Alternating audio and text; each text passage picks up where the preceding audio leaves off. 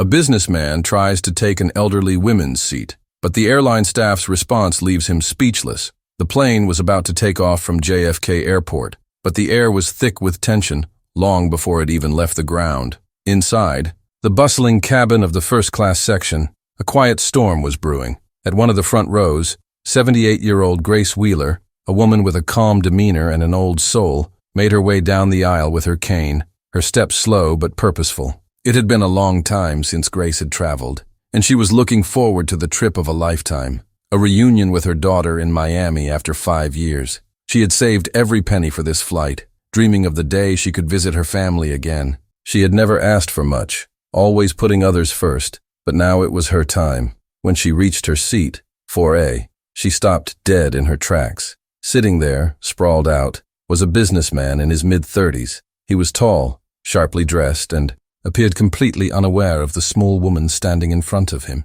His legs stretched across her seat, his eyes glued to his phone. Grace hesitated, unsure of what to do, but then she saw it. Her seat number clearly marked on the ticket. It was hers. She wasn't about to let him take it. "Excuse me, sir," Grace said gently, but with a firm tone.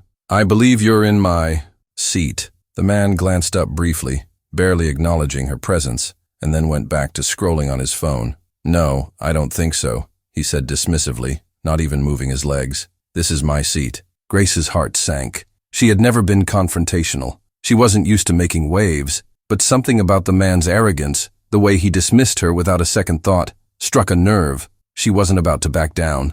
"I'm sorry, but I think you're mistaken," she said, trying to remain calm. She showed him her boarding pass. "This is 4A. I need you to move." The man looked at the ticket for just a second, then back at her, with a smirk creeping across his face.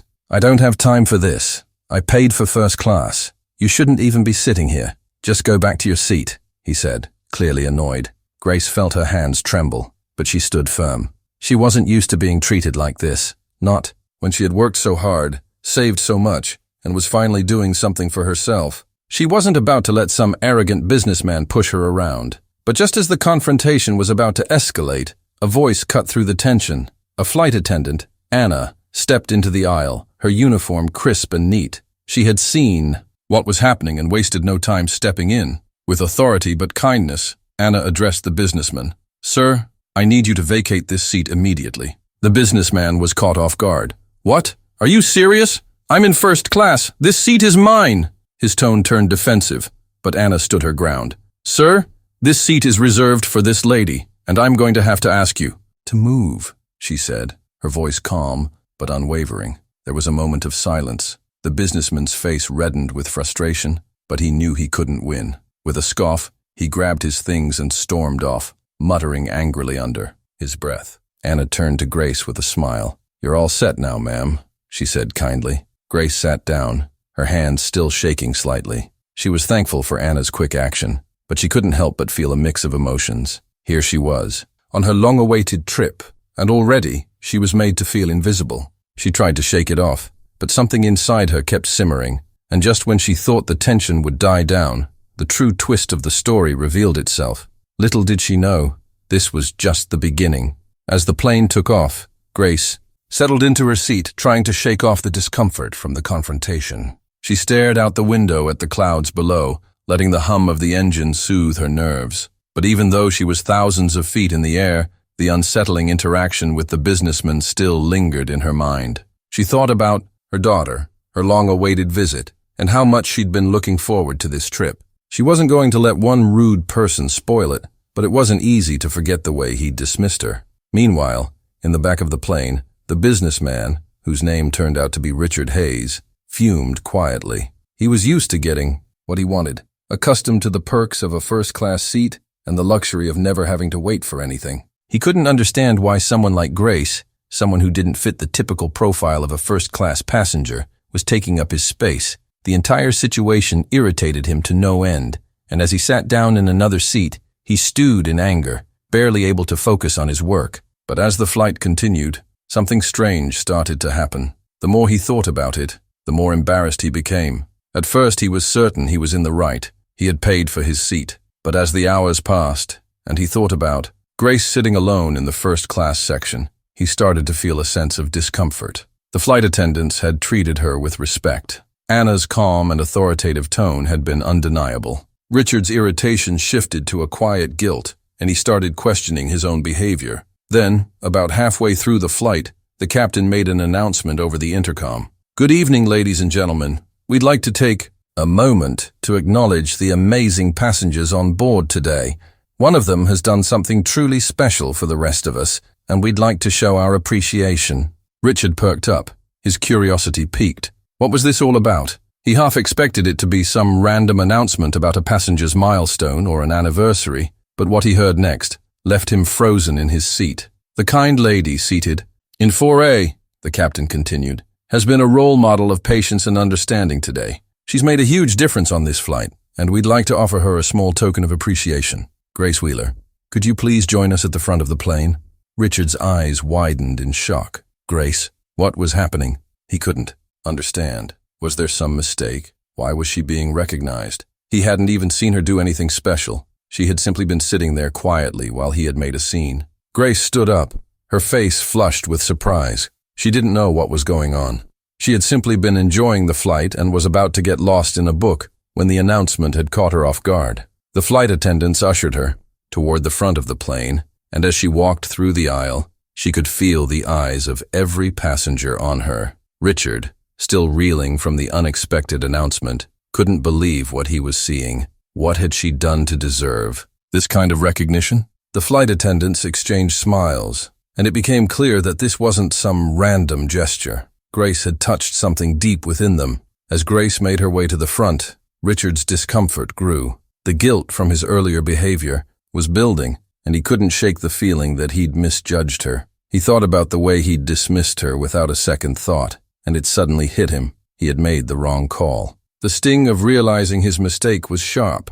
As Grace reached the front of the plane, she was met by the flight attendants who guided her toward a small podium where the captain stood, a warm smile on his face. The entire cabin was silent, waiting for what would happen next. Grace's eyes flickered with confusion as she looked around at the passengers who were now watching her with expectant faces. "Grace Wheeler," the captain's voice boomed, "we want to thank you for something truly special." He paused for a moment as the passengers turned their attention toward her, some of them smiling kindly. "You may not have realized it, but you have shown all of us what it means to care for one another." Grace's heart fluttered with uncertainty, unsure of what was happening. She glanced down at her feet, nervously adjusting her sweater. She hadn't done anything extraordinary, had she? She had just sat down, like anyone else, and kept to herself. But now, in front of a plane full of passengers, the focus was on her. The captain continued, "Grace is a survivor. She has faced adversity that most of us will never understand.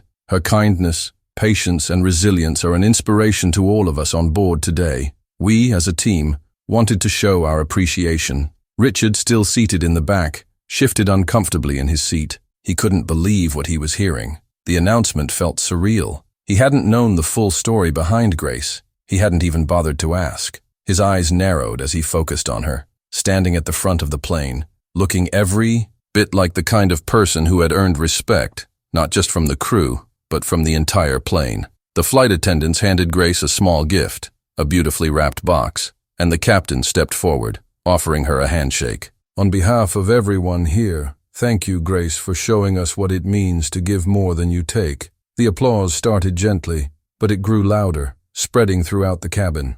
Passengers smiled, some of them wiping away tears, as Grace stood there in awe. She couldn't quite comprehend what had just happened. Meanwhile, Richard's discomfort had turned into something more profound: guilt. He had been so quick to judge, so quick to assume that someone like Grace, someone who didn't fit his image of a typical first-class passenger, didn't deserve respect. Now here she was, being honored by people who saw her for who she truly was. And Richard, who had been so blind to her worth, was left in the shadows of his own mistake. As the applause died down, Richard looked around at the other passengers, each one with a new sense of appreciation for Grace. He couldn't avoid the truth any longer. He had wronged her. He had been the one in the wrong seat, not just physically, but morally. And in that moment, he knew that his life was about to change. After the applause faded, Grace quietly returned to her seat, still in a daze. The flight attendants made sure she was comfortable, and the captain returned to the cockpit,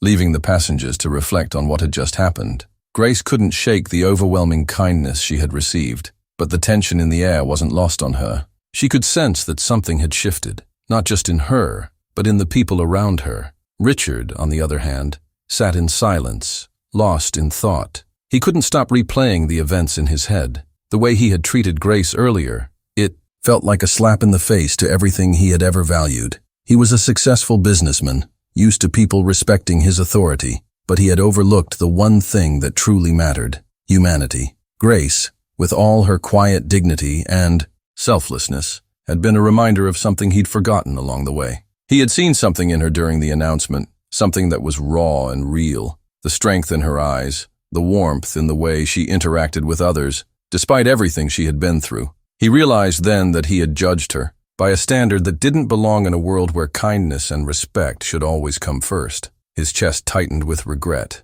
He knew he couldn't let this moment pass. He had to do something. He had to apologize. As the flight continued, Richard worked up the courage to approach Grace. He stood up, smoothing down his shirt, and slowly made his way down the aisle toward her. She was looking out the window, lost in her thoughts, when she felt someone stop beside her. "Excuse me," Richard said quietly, his voice unsteady. "Grace, I owe you an apology." Grace looked up, surprised to see him standing there. She didn't recognize him at first. He seemed so different now, standing with humility rather than arrogance. "I've treated you terribly," Richard continued, his voice heavy with sincerity. "I judged you without knowing who you really are, and for that I'm sorry." Grace was quiet for a moment, studying his face. She could see the regret in his eyes, the genuine remorse for his actions. She hadn't expected an apology, let alone one from the man who had been so rude to her earlier, but she smiled softly and said, "There's nothing to apologize for, young man. We all make mistakes. What matters is learning from them." Richard felt a weight lift from his shoulders. The kind woman in front of him wasn't angry. She was understanding, and in that moment he realized that the greatest lesson he could learn wasn't from his wealth or status, but from people like Grace, who carried kindness and wisdom without ever asking for anything in return. The rest of the flight passed in a more peaceful silence. Richard and Grace continued their conversation, speaking about life, lessons, and the beauty of kindness. They found common ground, despite their differences in age and background. Richard realized that Grace had lived a life full of challenges and victories that he could never imagine, but she didn't wear her struggles as a badge of honor. Instead, she carried them with grace, as if they were simply part of the fabric of her existence. As the plane descended toward Miami, the sun began to set, casting a warm glow over the clouds below. Richard looked out the window, lost in thought. He thought about the business deals he had made, the power he had accumulated, and the way he had treated others to get to where he was. But none of it seemed as important now. The real power, he realized, was in how you treated others, in showing respect and kindness to those who may not have the same advantages as you. When the plane landed, the passengers began to file out, many of them offering Grace kind words as they passed. Some even gave her small gifts, tokens of their appreciation for the strength she had shown. Richard, too, stood up as the cabin doors opened, and he turned to Grace one final time. "I hope you have a wonderful time with your family," he said, sincerely, his voice full of warmth. "And thank you for showing me what it truly means to be kind."